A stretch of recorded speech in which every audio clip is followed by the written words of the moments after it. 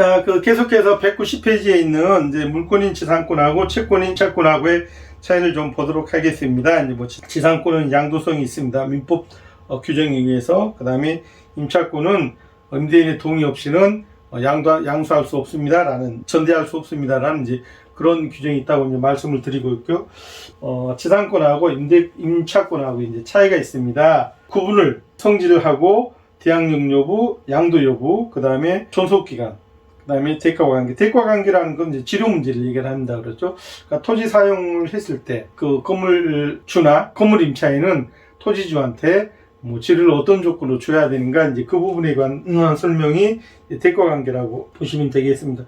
그 다음에 소유자의 의무, 그 다음에 지상물 매수 청구권. 나중에 이제 그 법정 지상권이 종료가 되었을 때 만약 지상에 건물이 있다면 그 건물은 정상적인 건물, 무허가, 불법, 좀 확장을 하면 가설건축물까지. 대신 이 가설건축물은 누구의 동의를 받았을 때 그 토지 소유주의 동의를 받아서 설치를 한 거에 대해서는 나중에 지상권이 종료가 되었을 때는 건물 소유자가 토지 소유자한테 내 건물을 사가라. 이럴 때는 그 건물은 경제적 가치가 있기만 하면 되세요.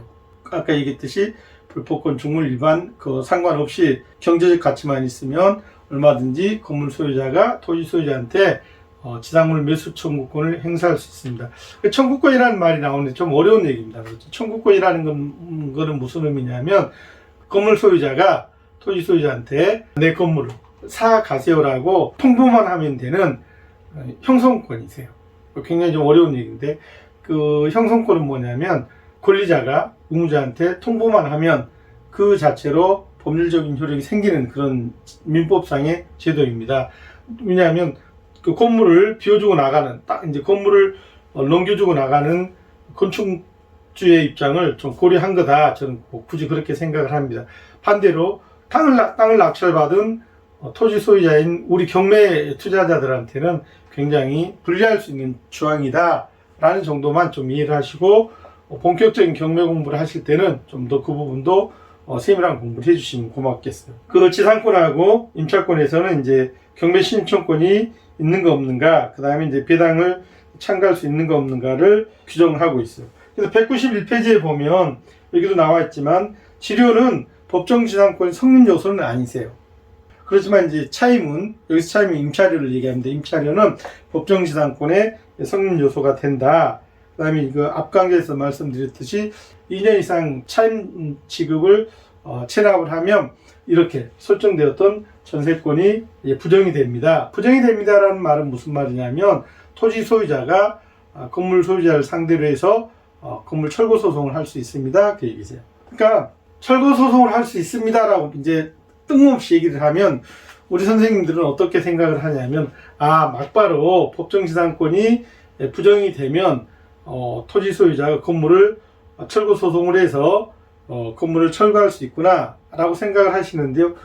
법이 그렇게 돼 있다지 현실적으로는 건물을 철거하는 데까지는 시간도 비용도 많이 들고 토지 소유자 마음대로 되지 않는 경우도 있다. 그게 어떤 의미냐, 토지를 낙찰받은 우리 입장에서는 투자 리스크로 등장할 가능성이 있다. 제가 지금 말씀드린 그 행간의 의미는 우리 선생님들이 잘 한번 고민해 봐 보세요. 내가 땅을 낙찰받았는데 지상인 건물이 있대. 근데 건물 소유자가 또는 건물 사용자가 토지 소유자한테 법이 정한 지료를 줘야 되는데 안 주고 있대.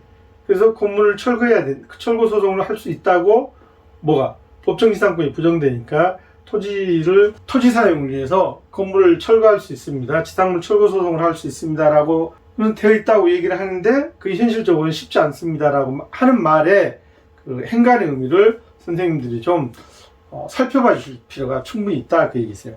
그 다음에 이제 존속기간을 보면 이 부분은 그냥 쭉 한번 읽고 지나가시면 좋겠습니다. 그러니까 그 튼튼한 지상물이나 수목 같은 경우는 30년, 그 다음에 그냥 가설물은 5년, 그 다음에 이제 그냥 우리가 한 말대로 이것도 저것도 아닌 건 15년. 그러니까 이제 법정지상권의 존속연한은 시장이 30년, 그 다음에 이것도 저것도 아니면 15년, 그 다음에 5년이다. 이렇게 세 개로 규정되어 있다. 그렇게 생각을 하시면 되세요. 그 다음에 서로 합의해서 또 짧은 기간 동안으로 정할 수 있다. 그건 뭐 그렇게 중요하지 않는 이야기니까 넘어가겠습니다. 그 다음에 이제 그 지상권의 효력을 보면 이제 거기 쭉 아까 말씀드렸던 누구를 위한 지워버렸네요. 누구를 위해서 법정 지상권이 이제 성립이 되는가 그 부분 말씀을 드리고 있는 게 이제 192페이지입니다. 거기 보면 누구를 위한 권리다 건물 소유자를 건물 사용자를 위한 규정이어서 누가 그 부담을 감수해야 되는가? 토지 소유자가 그 부담을 감수해야 됩니다. 대신에 감수한 조건으로 불편을 당한 조건으로 지를 받습니다라는 얘기를 이해하시면 좋을 것 같습니다. 그 다음에 이 법정지상권은 그러니까 일종의 물권이니까 물권이라는 건 무슨 말이냐면 배타적 사용 권리가 있다. 사용 수익할 권리가 있다. 그래서 이 자기가 가지고 있는 법정지상권을 경우에 따라서는 제3자한테 양도양수할 수 있다. 양도양수할 때는 토지 소유자의 동의가 필요하다? 필요 없다? 필요 없으세요. 필요 없으니까 계속해서 건물 소유자가 바뀌어가면서도 토지 소유자한테 부담을 줄 수가 있다. 그 다음에 이 지상권은 뭐도 가능하냐면 담보 제공도 가능하세요. 그거는 우리 범위를 벗어나니까 말씀 안 드리기로 하겠지만 어쨌든 이 지상권이나 법정지상권은 뭐가 가능하다? 양도가 가능하다. 누구의 동의 없이 토지 소유자의 동의 없이 양도가 가능하다. 치료 부분에 대한 얘기가 나왔는데 치료는 성립 조건은 아니지만 이 법정지상권이 유지되는 데는 필요한 사항이다. 그 다음에 이제 193페이지에 보면 지상권이 특수지상권이라고 얘기를 했는데 그러니까 여기 특수지상권이라는 것은 이제 관수법상 지상권을 이제 말씀을 드리는 겁니다. 이 관수법상 지상권까지는 우리 저기서는 볼 일은 아닌 것 같고 어쨌든 이제 정리를 다시 해보면 경매에서 문제가 되는 거는 여기 자료에도 나와 있는 것처럼 이 법정지상권만 살펴봐 주시면 되세요. 정리를 한 번만 그럼 해볼까요? 선생님 이 지상권 등기부를 떼보면 등기부 각 을구에 어떻게 되어 있냐면 지상권 이렇게 설정이 되어 있어요. 그래서 뭐 지상권자가 누구고 언제부터고 뭐를 위해서 보호합니다라고 그 세부 사항이 정해져 있는데 이 법정지상권은 등기부 등본에 등재가 된다 안 된다? 등재가 안 돼 있으세요. 자 다시 지상권은 등기부 등본에 등재가 되어 있는데 이 법정지상권은 등기부 등본에 등재가 안 돼 있다 그 얘기세요. 그러니까 이제 저는 수강생들 상대로 오프라인 강의를 할 때는 뭐라고 얘기를 하냐면 이 도깨비 같은 놈이다 그렇게 얘기를 하세요.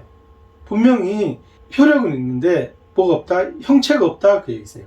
법정지상권은 등기부 등본에 등재가 안 되는 권리다 그렇게 이해를 해 주시면 되겠습니다. 다시 이제 정리를 한번 해보면 법정지상권이 성립하는 네 가지는 뭐다?